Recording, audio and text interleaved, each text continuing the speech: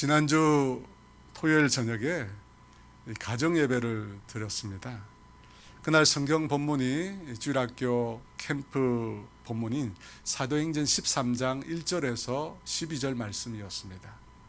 바나바와 바울이 안디옥 교회로부터 파송받아 전도 여행을 시작하면서 먼저 이 바나바의 고향인 구브로 섬에 가서 그곳 사람들에게 복음을 전하는 내용이었습니다. 그 말씀을 나누면서 저희 첫째와 둘째 아들에게 말씀을 묵상하면서 하나님께서 너에게 주시는 은혜를 나누어 보라고 했습니다. 그때 저희 둘째가 이 구브로 섬의 마술사 바예수가 바울의 저주를 받고 두 눈이 멀게 된 사건을 말하면서 자신도 그런 이적을 보고 싶다는 것입니다. 그러자 저희 첫째도 덩달아 자기도 그렇다는 것입니다. 거짓 선지자가 맹인이 되는 그런 일을 보고 싶다는 것입니다.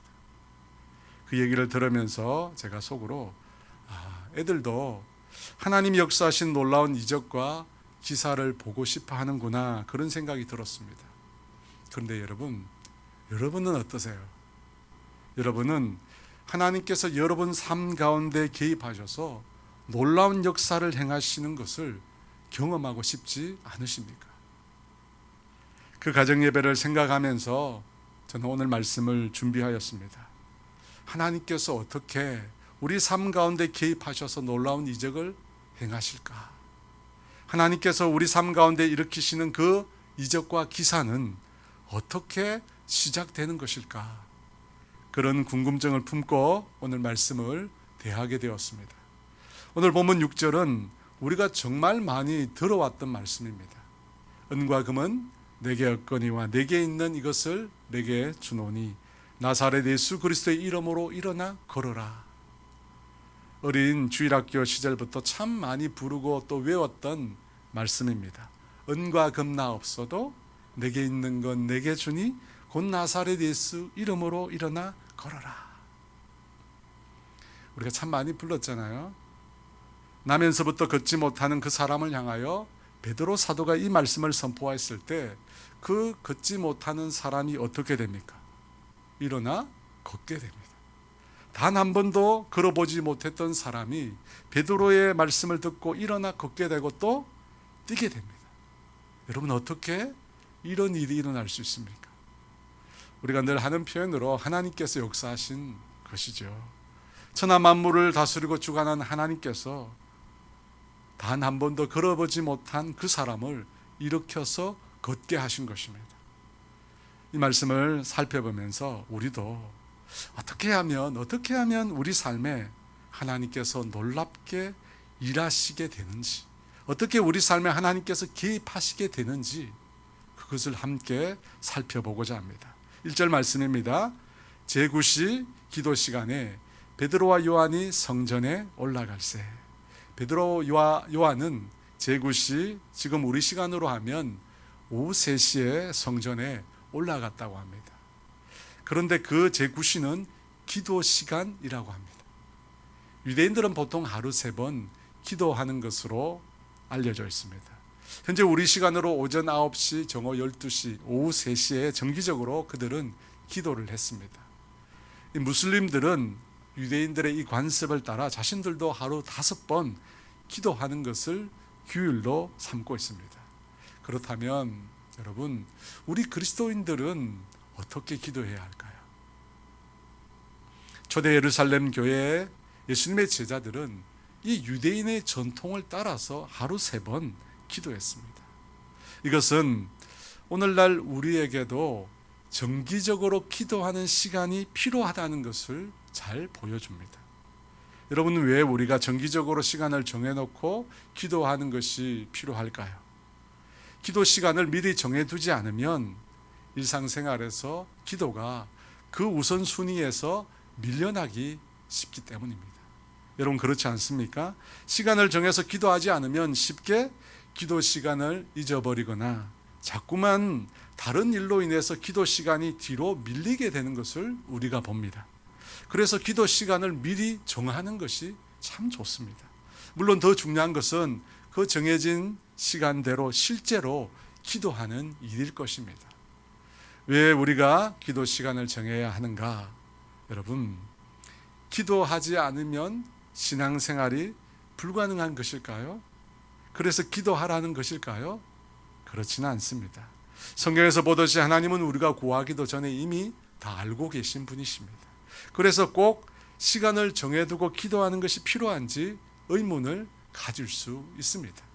그럼에도 기도 시간을 정해두고 꼭 기도해야 하는 두 번째 이유는 기도하지 않는다고 신앙인이 아닌 것은 아니지만 기도하지 않으면 신앙인답게 살 수 없기 때문입니다.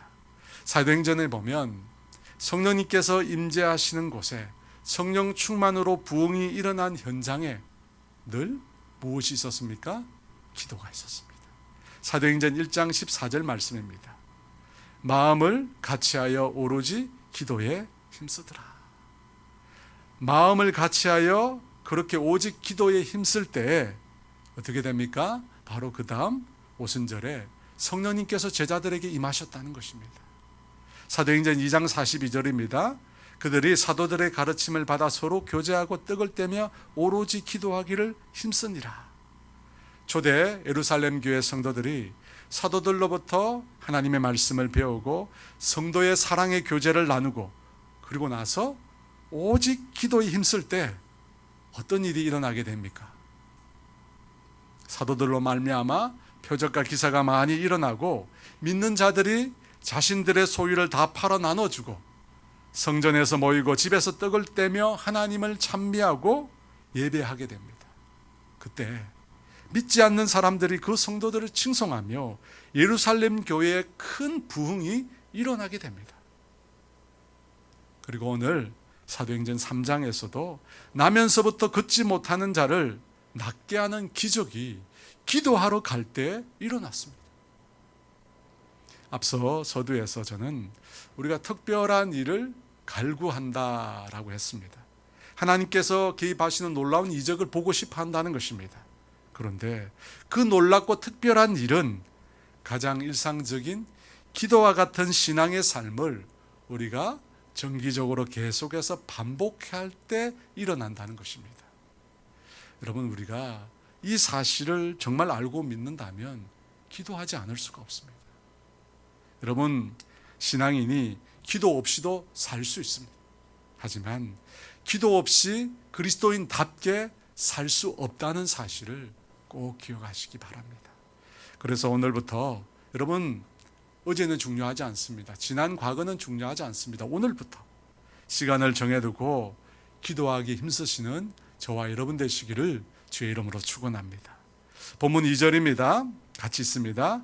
나면서 못 걷게 된 이를 사람들이 메고 오니 이는 성전에 들어가는 사람들에게 구걸하기 위하여 날마다 미문이라는 성전문에 두는 자라.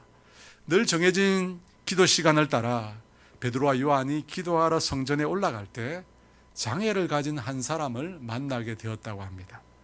그는 태어나면서부터 걷지 못하는 사람이었습니다. 사도행전 4장 22절에 보면 이 사람의 나이가 40여 세라고 나와 있습니다. 그러니까 그는 태어나면서부터 40년이 넘게 걸어본 적이 전혀 없는 사람이었습니다. 그에게서 걷는 것은 불가능한 미션입니다. 여러분, 그렇지 않습니까? 그는 걷는다는 것 자체를 알지 못하는 사람입니다. 그 사람을 누군지는 모르지만 어떤 사람들이 성전에 들어가는 사람들에게 구걸하도록 날마다 미문이라는 성전문에 데려다 주었다고 합니다. 당시 성전으로 들어가는 문은 모두 7개였는데 왜 그 사람을 미문에 데려다 주었을까요? 아마도 사람들이 미문으로 제일 많이 출입했던 것 같습니다. 이 미문이라고 하는 것은 아름다운 문이라는 뜻입니다. 예루살렘 성전 문 가운데 가장 아름다웠기에 사람들이 이 이름을 붙였을 것입니다. 그 문을 직접 본 이 유대인 역사가 요세푸스에 따르면 미문은 아름다울 뿐만 아니라 그 높이가 23m에 이를 만큼 거대하고 금과 은으로 입혀진 황동으로 만들어진 이중문이어서 매우 웅장하고 장엄하기까지 했다고 합니다. 이렇게 아름다운 문인데 그 문 앞에 나면서 걷지 못하는 한 사람이 날마다 구걸을 하고 있었다는 것입니다. 비가 오나 눈이 오나 바람이 부나 그는 구걸을 했습니다.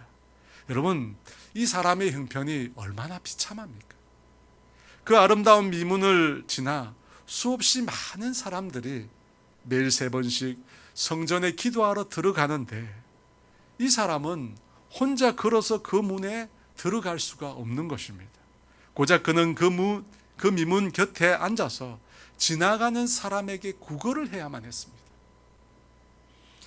헤롯 대왕에 의해서 지어진 당시 성전은 신분에 따라서 들어갈 수 있는 지역이 한정되어 있었습니다. 유대인이 아닌 이방인들은 성전 바깥인, 성전 안이 아닌 성전 밖인 이방인의 뜰에만 머물 수 있었습니다. 또 유대인 여인들은 성전의 첫 장소인 여인의 뜰에 들어갈 수 있었습니다. 그 외에 유대인 남자들만 들어갈 수 있는 유대인의 뜰이 있었고 제사장들만 들어갈 수 있는 제사장의 뜰이 있었습니다. 그렇다면 나면서 걷지 못한 이 사람이 머물렀던 미문은 어디에 있었을까요? 바로 이방인의 뜰에서 여인의 뜰로 들어가는 출입구, 그것 중 하나가 바로 미문이었다는 것입니다. 그러니까 나면서부터 걷지 못하는 사람은 사실 성전 안으로 들어가 보지 못한 것입니다. 나면서 못 걷는 사람, 장애를 가진 사람은 당시 성전 출입이 불가했던 것입니다. 율법으로 장애를 가진 자는 부정한 자로 취급되었기에 성전 어디에도 들어갈 수가 없었던 것입니다. 그래서 그는 이방인들이 머무는 그 이방인의 뜰에서 유대인들이 들어가는 그 성전을 날마다 그 문을 통해서 바라보기만 했었던 것입니다. 여러분, 나면서부터 걷지 못한 사람이 가진 핸디캡은 육신의 장애만이 아니었습니다. 더 심각한 것은 그가 당시 유대 종교로는 하나님께 나아갈 수가 없었다는 것입니다. 그야말로 그는 구원으로부터 완전히 배제된 사람이었다는 것입니다. 그래서 그에게 구원의 소망이 전혀 남아있지 않았습니다. 이것이 육신의 장애보다 훨씬 큰 심각한 문제였습니다. 그런데 그때 이 사람이 성전으로 들어가는 베드로와 요한을 발견하게 됩니다. 3절 말씀입니다. 그가 베드로와 요한이 성전에 들어가려 함을 보고 구걸하거늘. 여러분, 대부분 사람들이 기도 시간이 가까울 때 아마 성전에 갔을 것입니다. 우리도 예배 시간 몇 분 전에 사람들이 몰려오잖아요. 똑같습니다. 그때도 기도 시간이 가까울 때 한꺼번에 많은 사람들이 빠른 걸음으로 미문을 통과해서 성전으로 들어가려고 했을 것입니다. 그 와중에 이 나면서 못 걷는 사람은 여러 사람들을 이리저리 살펴보고 있었습니다. 그 많은 사람들 중에 오늘 자신에게 은혜를 베풀어 줄 사람이 누구인지를 찾고 있었다는 것입니다. 그런데 여기서 보다라고 하는 이 동사는 누군가를 지목해서 본 것이 아닙니다. 그저 눈에 보이는 대로 보았다는 뜻입니다. 그에게 있어서 자기 앞을 지나가는 사람이 누구인지는 전혀 중요하지 않았기 때문입니다. 그래서 눈에 보이는 대로 막 사람들을 훑어보고 있었던 것입니다. 그러는 중에 베드로와 요한을 보게 되었고 늘 하던 대로 기계적으로 손을 내밀어 그들에게 구걸을 하게 된 것입니다. 베드로와 요한에 대해서 그가 특별한 관심이 있었던 것이 아니라는 것입니다. 그저 베드로와 요한이 그의 눈에 보여지기에 구걸을 한 것입니다. 그런데 베드로와 요한은 전혀 다른 태도로 이 사람을 주목하여 보게 됩니다. 4절입니다.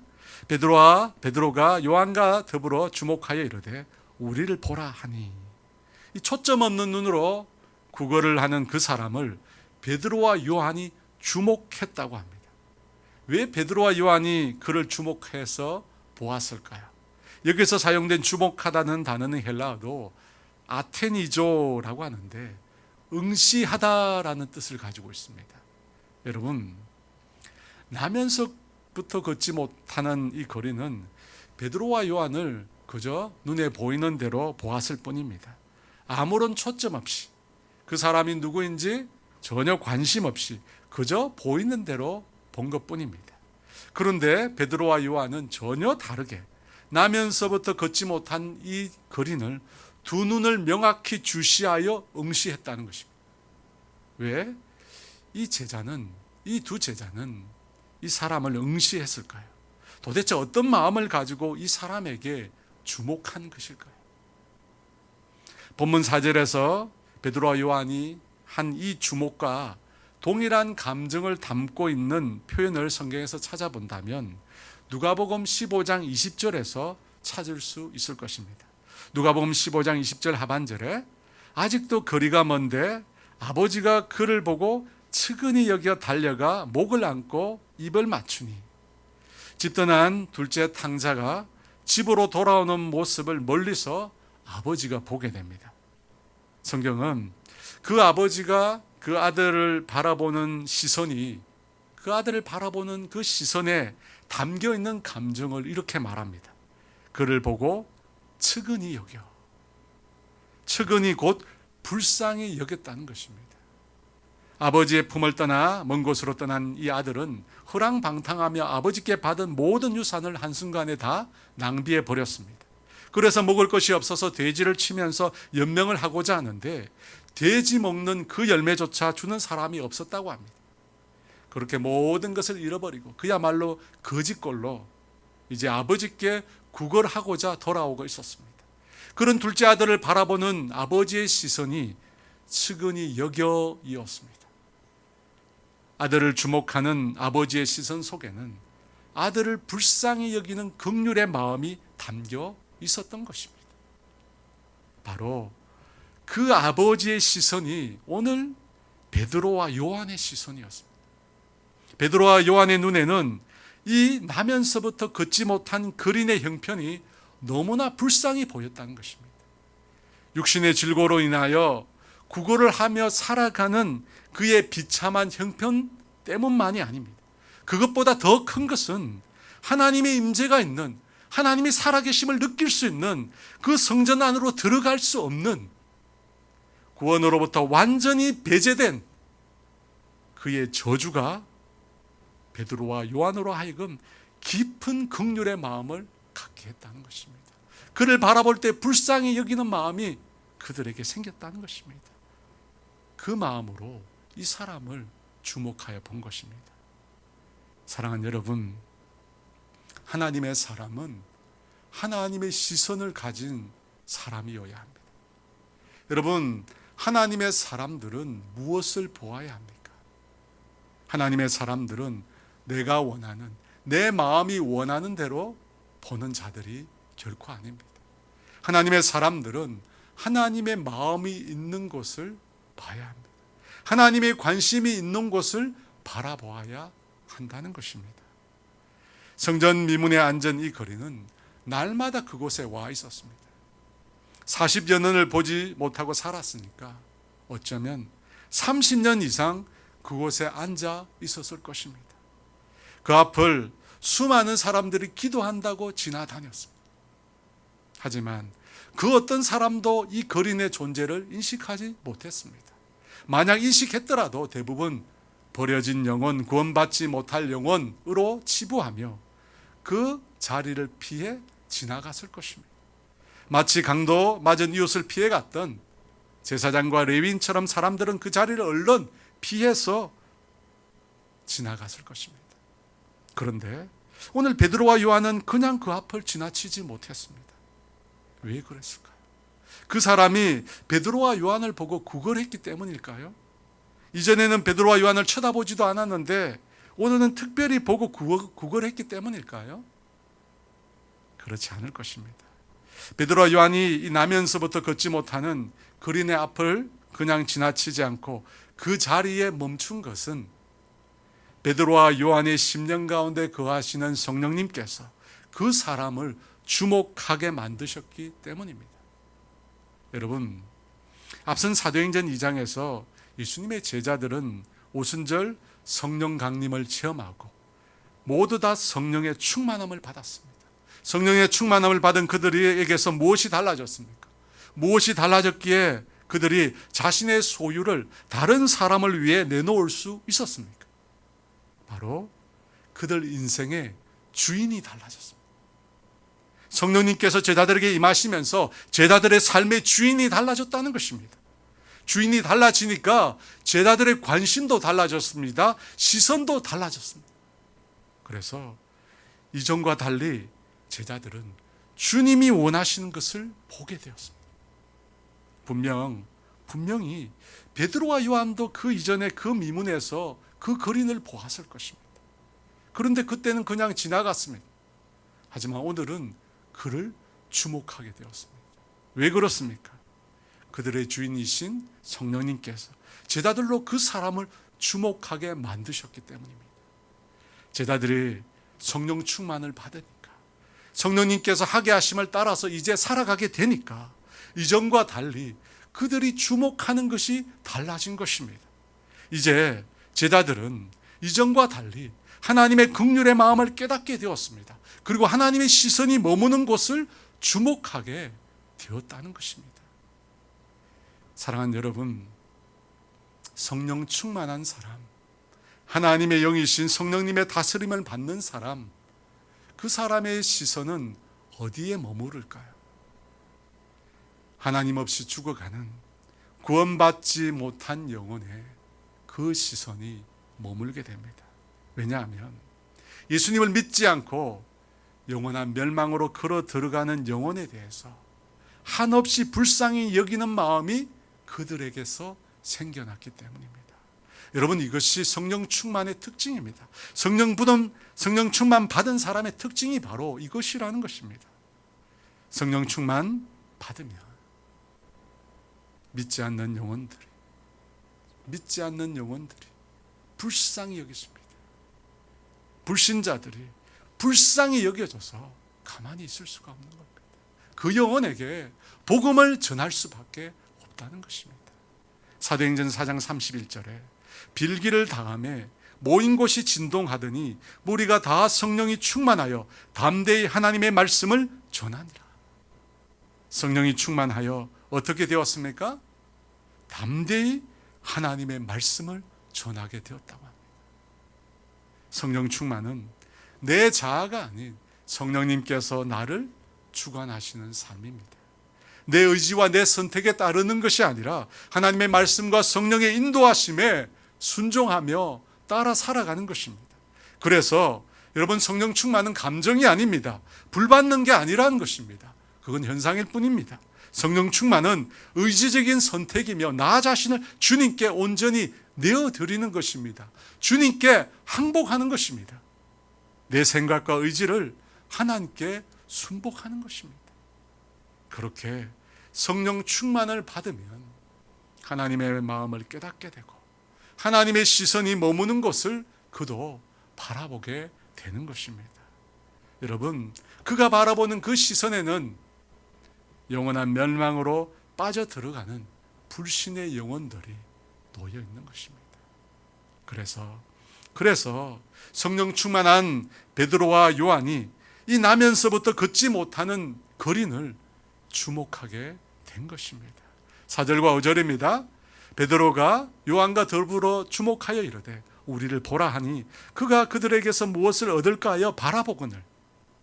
베드로와 요한이 이 나면서부터 걷지 못하는 남자를 주목하며 그에게 우리를 보라 할 때 비로소 그가 베드로와 요한을 바라보게 되었다고 합니다.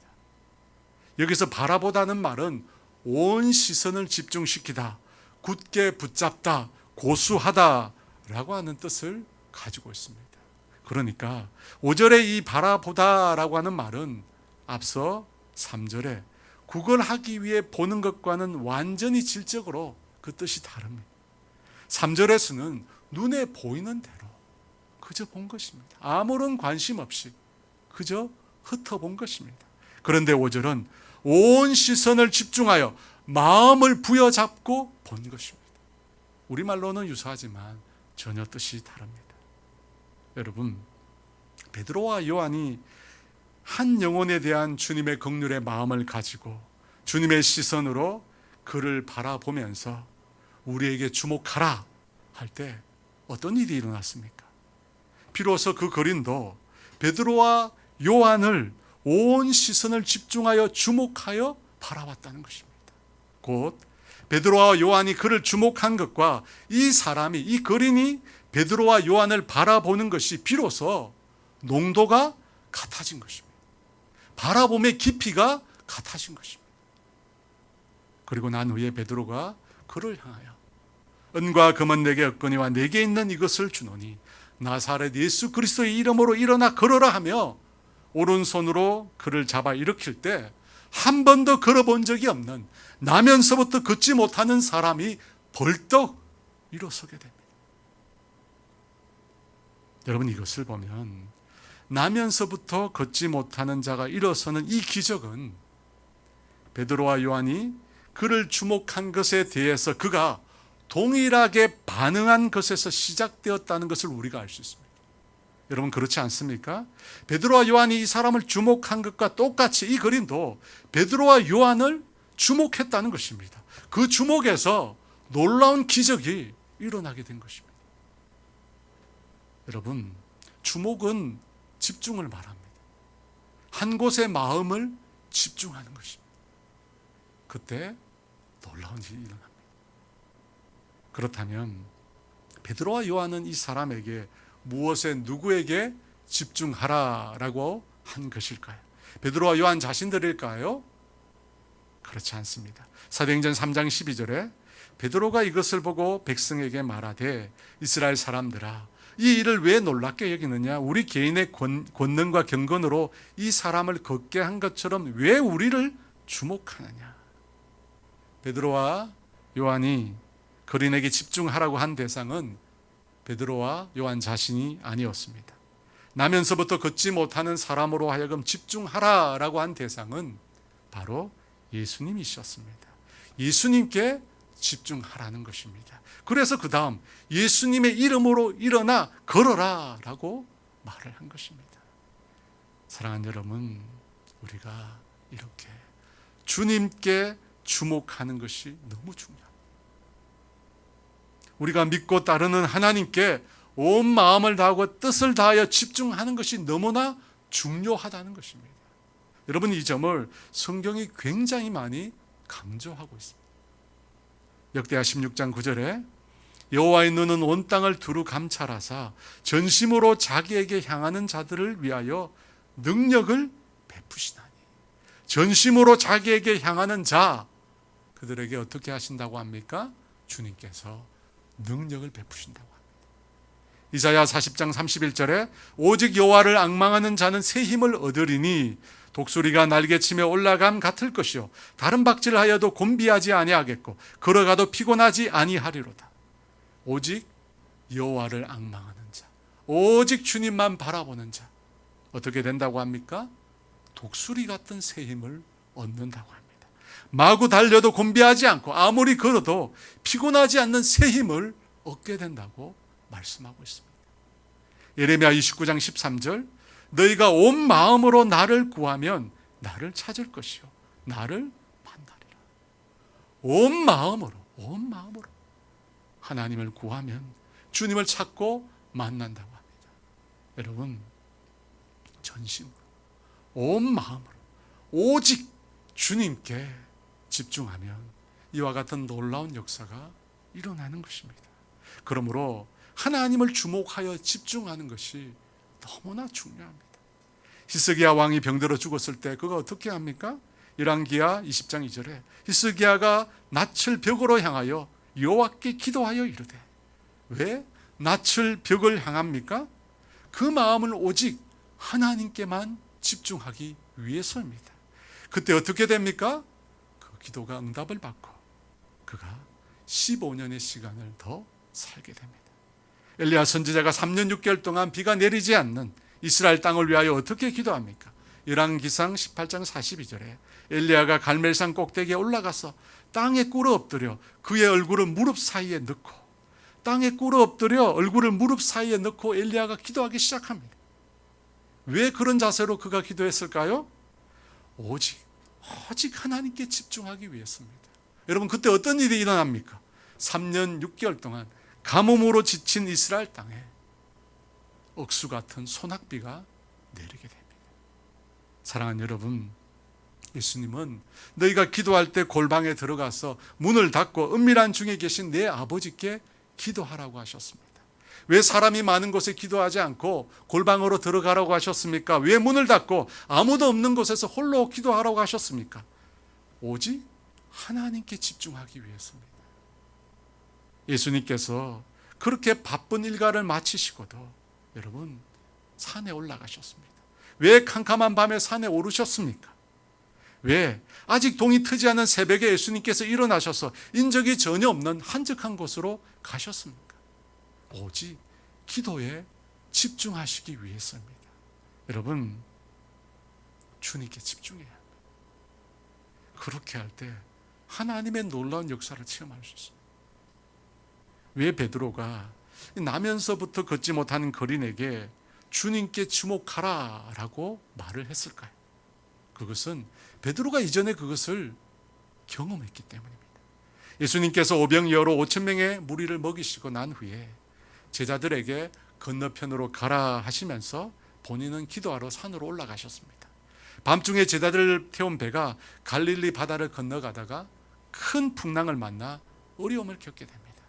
그것을 보시고 밤 사경에 예수님께서 무리를 걸어 제자들에게 오십니다. 제자들이 바다 위를 걸어오시는 예수님을 알아보지 못하고 두려워 떨 때 예수님께서 안심하라, 나니 두려워하지 말라 하십니다. 그때 베드로가 만약 주님이시라면 자신을 무리로 오라 말하라, 그렇게 예수님께 말을 합니다. 그러자 예수님께서 오라 하니까 베드로가 배에서 내려 무리를 걸어 예수님께로 가게 됩니다. 그런데 어떻게 됩니까? 베드로가 예수님이 아닌 불어오는 바람을 보게 됩니다. 그때 그가 어떻게 됩니까? 마태복음 14장 30절에 바람을 보고 무서워 빠져가는지라 소리질러 이르되 주여 나를 구원하소서 하니, 베드로가 무엇을 보았다고 합니까? 바람을 보았다. 바람을. 자신을 오라고 하신 예수님께 시선을 고정하지 못하고 바람을 볼 때 베드로는 물속에 빠져들게 된 것입니다.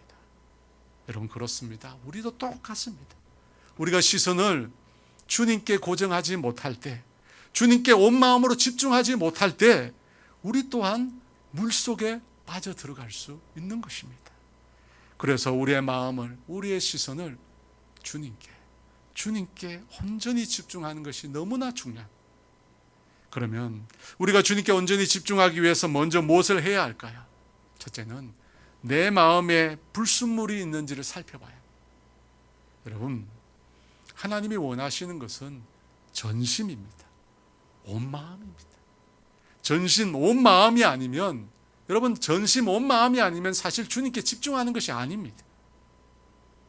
공부 잘하는 아이들 특징 중 하나가 공부하기 전에요, 자기 주변을 정리하는 것입니다. 물론 책상이 이것저것으로 난장판이 되어 있어도 공부만 잘하는 아이들도 있습니다. 하지만 대부분은 공부 잘하는 아이들이 집중하기 위해서 공부하기 전에 책상을 먼저 정리합니다. 여러분, 마찬가지입니다. 우리가 주님께 집중하기 위해서는 우리의 마음을 정리해야 합니다. 청소해야 합니다. 예수님 외에 다른 것으로 내 마음이 채워져 있다면 우리가 그분께 집중하기 어려울 것입니다. 사랑하는 여러분, 여러분 마음이 무엇으로 지금 채워져 있습니까? 예배 드리는 이 순간 여러분이 무엇을 지금 생각하고 계십니까? 코로나로 인해 우리가 겪는 가장 큰 어려움 중 하나는 예배에, 찬양의, 말씀의, 기도에 온전히 집중하기 어렵다는 점입니다. 여러분, 그렇지 않습니까? 영상으로 드리는 이 모든 예배의 순서에 우리가 온전히 다 집중하지를 못합니다. 그러니까 예배를 드린 후에도 우리의 심령이 공허합니다. 예배에 온전히 집중하지 못함으로 그 시간에 하나님을 만나지 못한 것입니다. 하나님을 만나지 못하니까 하나님의 은혜와 사랑을 예배를 통해서 경험하지 못한 것입니다. 그래서 예배를 드린 후에 우리 영혼이 기쁘고 은혜로 가득 차고 충만한 것이 아니라 오히려 비고 공허해지는 것입니다. 여러분, 저만 그렇습니까? 여러분은 어떠세요? 우리 주변을 먼저 정리해야 합니다. 내 마음을 빼앗는 것을 멀리 치워야 합니다. 특히 여러분 핸드폰을 멀리 해야 돼요. 온 마음으로 전심으로 주님께 집중하시기 바랍니다. 두 번째, 분주함을 제해야 합니다.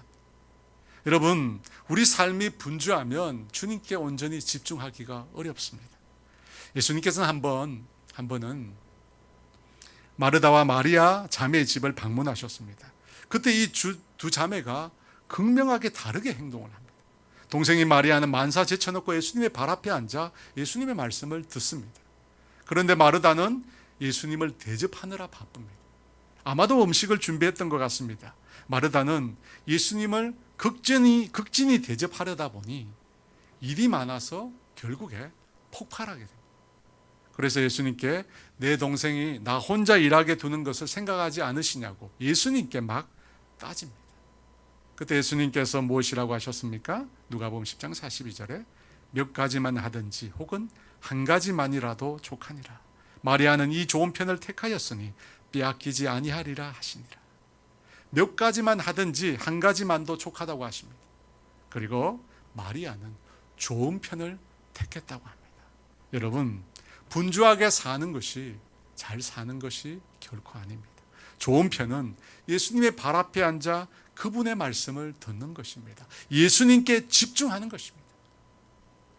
마태복음 13장에 보면 우리가 잘 아는 네 가지 밭의 비유가 나옵니다. 그 첫 번째 밭의 비유가 길가 밭에 관한 것입니다. 뿌리는 자가 와서 그 씨를 길가에 뿌렸다는 것입니다. 그런데 새가 와서 그 씨를 다 먹어버렸다고 합니다.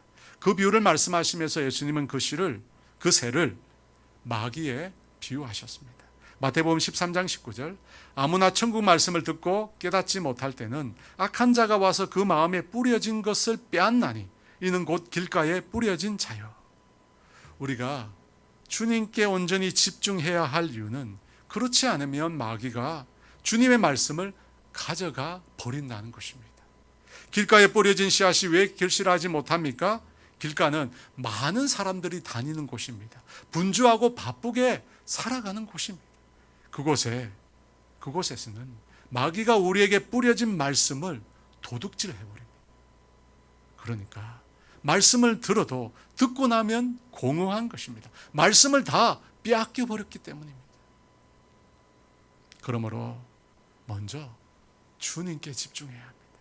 주님께 집중해야 주님을 만날 수 있고 주님을 만나야 주님의 은혜를 경험할 수 있는 것입니다. 예전에 제가 이 극한 체험을 하는 TV 프로그램을 본 적이 있습니다.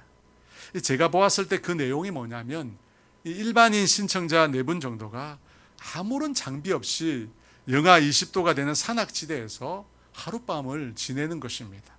입은 옷 외에는 아무런 장비가 지급되지 않았습니다. 그냥 자연에서 필요한 것을 가져다가 영하 20도 되는 산에서 하룻밤을 보내야 하는 것입니다. 여러분, 영하 20도면 너무 춥습니다. 그곳에서 하룻밤을 보내려면 제일 먼저 무엇을 해야 할까요?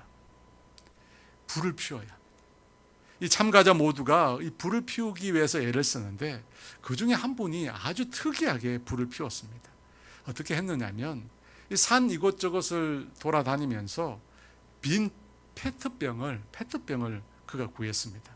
한 2리터 정도 크기였던 것 같습니다.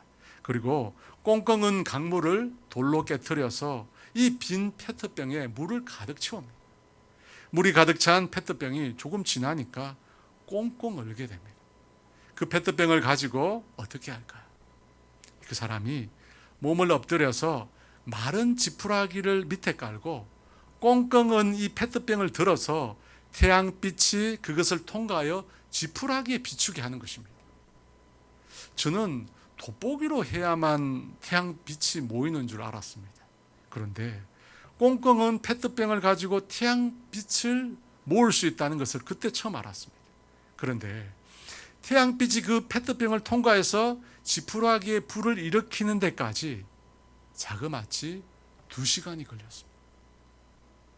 그 2시간 동안 그 참가자는 이 차가운 땅에 배를 깔고 이 페트병을 통과한 빛이 지푸라기에 모이도록 꼼짝 달싹을 하지 않는 것입니다.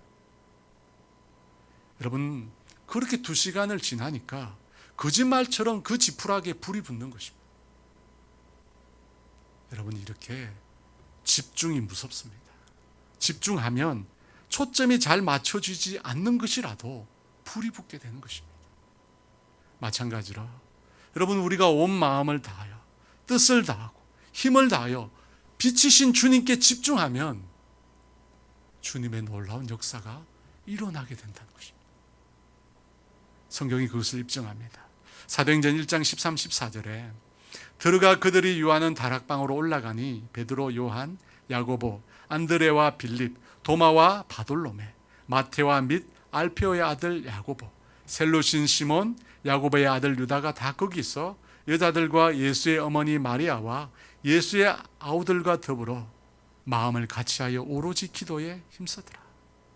여러분, 여기 나오는 제자들은 어떤 사람들입니까? 제가 볼 때 이 페트병의 물처럼 초점이 약한 사람들,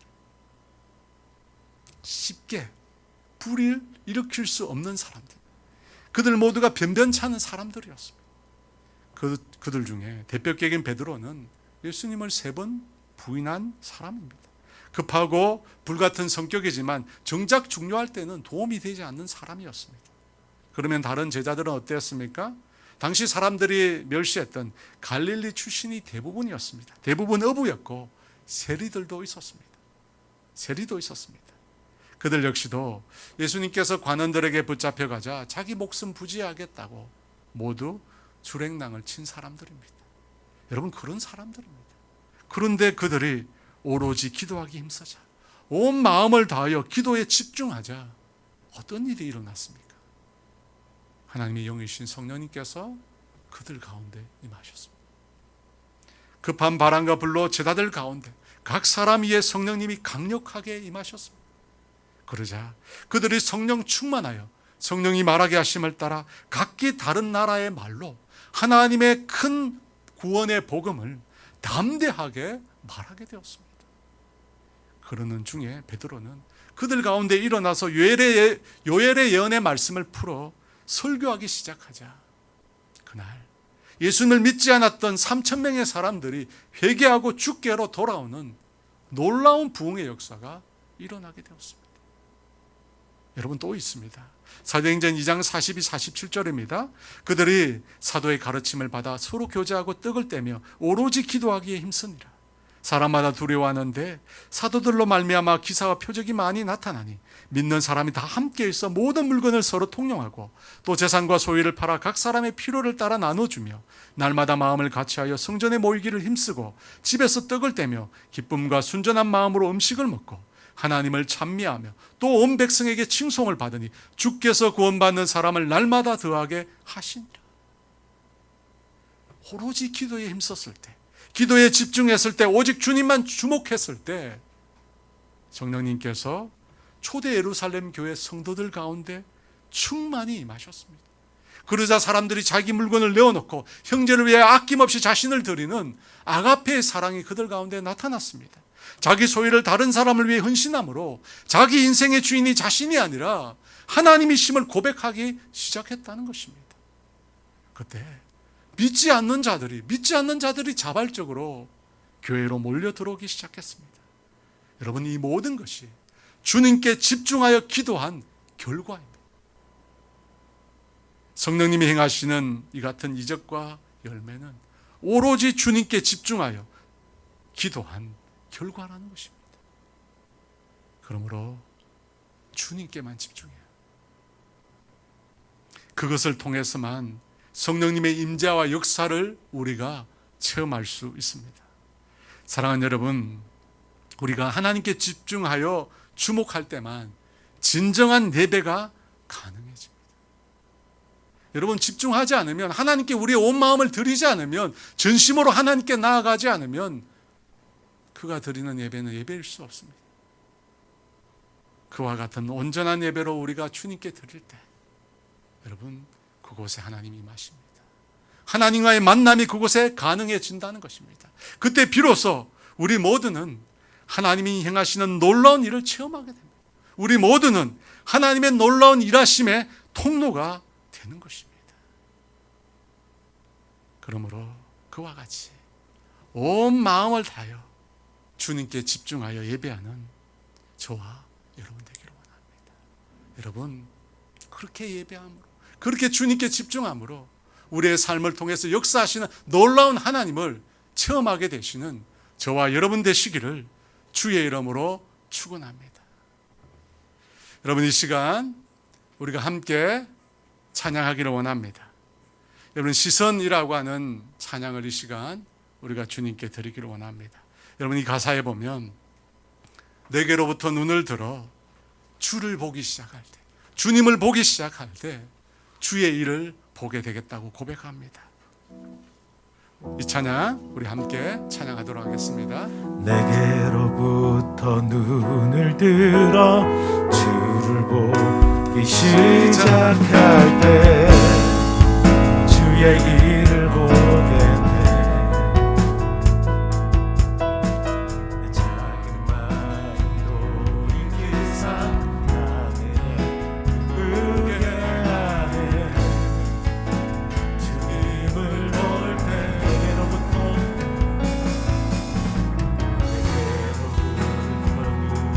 들어 주를 보기 시작할 때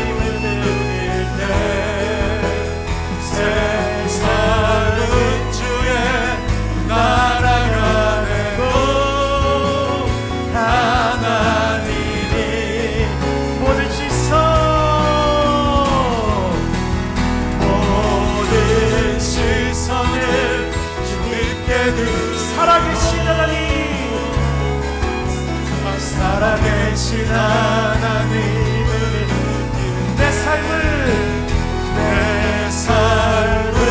주의 역사가 되고 하나님이 일하기 시작한.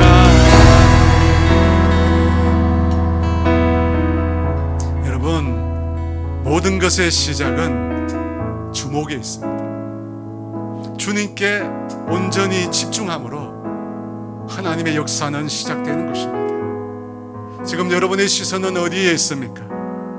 주님을 바라보는 여러분의 마음에 혹시 불순물은 없으십니까? 두 마음이 아니십니까?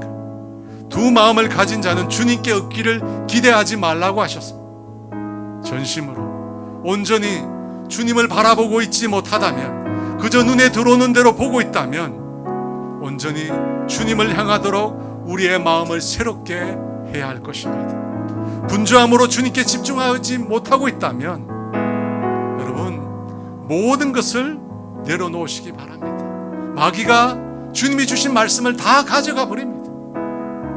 그러므로 여러분 좋은 편을 택하시기 바랍니다. 마리아가 했던 것처럼 좋은 편을 택하시기 바랍니다. 온 마음으로 주님께 집중하면, 주님을 찾으면 주님을 만나는 은혜를 주시겠다고 분명히 약속하고 계십니다.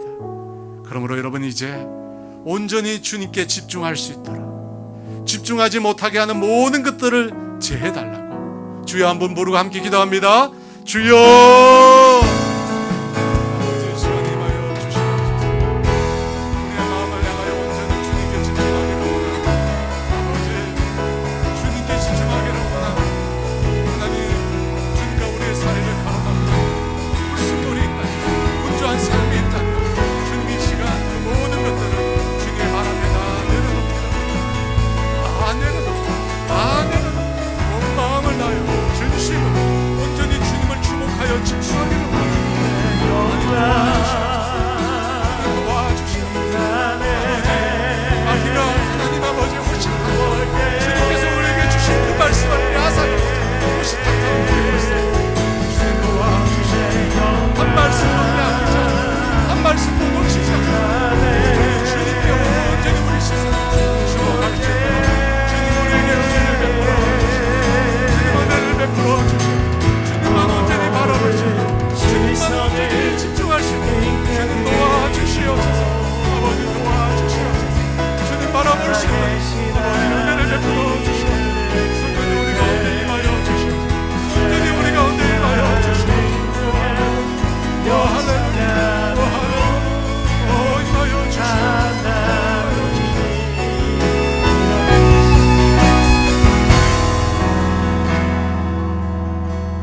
여러분 우리가 온전히 주님께 집중하게 되면, 온 마음으로 주님을 향하게 되면, 오로지 기도에 힘쓰면 그때 그곳에 성령님이 임재하십니다. 성령님의 임재 없이 그리스도인의 삶에 아무것도 일어나지 않습니다. 힘으로 능으로 되지 않고 오직 여호와의 영만으로 가능하다고 말씀하셨습니다. 성령님이 우리 가운데 임하시고 우리 모두가 성령의 충만함을 받아야 합니다. 성령의 충만함을 받아야 주님이 우리를 다스리시는 것, 주님이 우리를 다스려야 우리의 마음이 비로소 주님의 마음이 되는 것입니다. 영혼을 향한 끝없는 긍휼과 사랑의 마음을 갖게 된다는 것입니다. 여러분 우리가 주님의 마음을 가지면 비로소 우리가 주님의 시선으로 영혼을 바라보게 됩니다. 불신의 영혼, 멸망으로 달려가는 영혼들에게 비로소 우리가 주목하게 되는 것입니다. 그 주님의 마음, 주님의 시선을 가진 자에게 어떻게 해요? 하나님의 역사하시는 것, 하나님의 마음을 가진 자, 하나님의 시선을 가진 자, 그에게 주님이 일하시는 것입니다. 그러면 이 시간 기도합시다. 주님 성령의 충만을 주십시오. 성령님 온전히 우리를 다스려 주시옵소서. 그래서 우리의 마음이 주님의 마음 되게 하여 주시옵소서. 우리의 시선이 주님의 시선이 되게 하여 주시옵소서. 우리 주여 부르며 함께 기도합니다. 주여 아버지 임하여 주시옵소서. 성령의 충만을 받게, 성령님 온전히 우리 가운데 아버지 내가 생각하는, 내가 계획하는 대로 살아가자. 주님의 생각대로 살기로, 주님의 계획대로 살기로, 주님이 보는 것을 보기로, 주님이 긍휼히 여기시는 것을 성령님 임하여 주시옵소서. 성령의 충만을 우리 가운데 주님이 시간 우리 아이가 주님을 보게 하여 주옵소서. 성령의 충만을 우리를 시작하여 보내시옵소서. 주님 임하여 주시옵소서. 주님의 마음을 가지시고 주님의 시선을 회복하시고 도와주시옵소서. 그를 통하여 하나님 일하시게 될 것이고, 그를 통하여 하나님 역사하시게 될 것이고, 그를 통해서 하나님 영광을 받으시게 될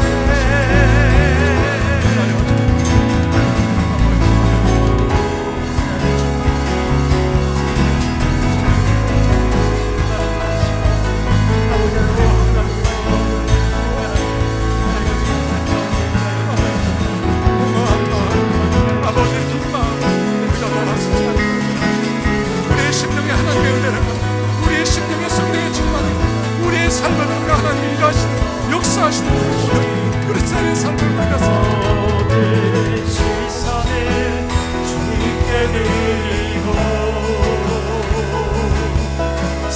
살아계신 하나님을 느낄 때 내 삶은